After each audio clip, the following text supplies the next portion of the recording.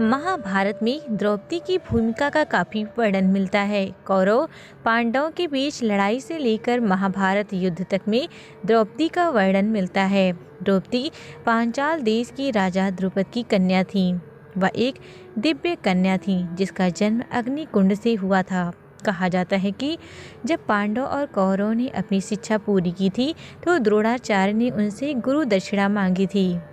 द्रोणाचार्य ने वर्षों पूर्व द्रुपद से हुए अपने अपमान का बदला लेने का काम कौरवों और पांडवों को सौंपा था।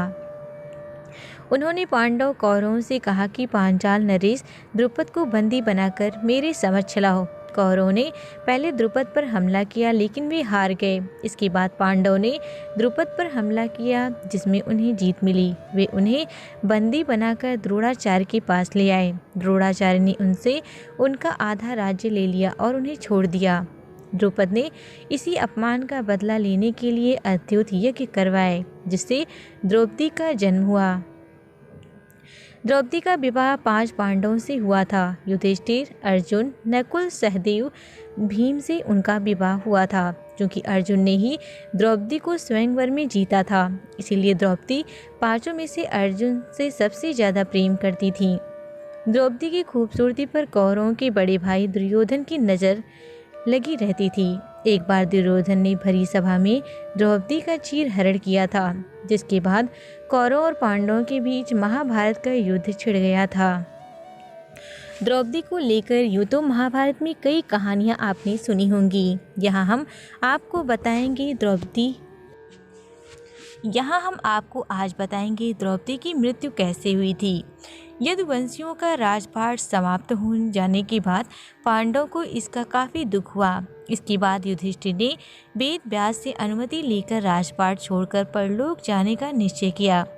पांडव के स्वर्गारोहण की कहानी में इसका वर्णन मिलता है।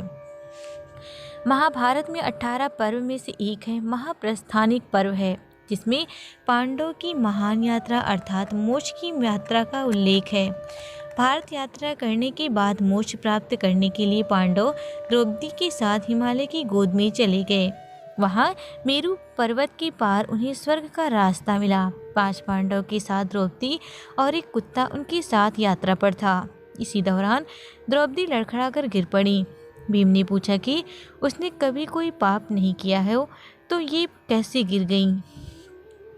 इस पर युधिष्ठिर ने कहा कि ये हम पांचों में से अर्जुन को सबसे ज़्यादा प्रेम करती थीं। इतना कहकर वे उन्हें बिना देखे आगे बढ़ गए। इसी यात्रा के दौरान द्रौपदी की मृत्यु हो गई थी। इसी यात्रा में एक एक करके सारे पांडव भाई मौत की आगोश में चले गए। सबसे पहले इसमें द्रौपदी की मृत्यु हुई थी, लेकिन यहाँ रोचक बात यह है कि केवल युधिष्ठिर को ही स्वर्ग में प्रवेश करने की अनुमति मिली थी।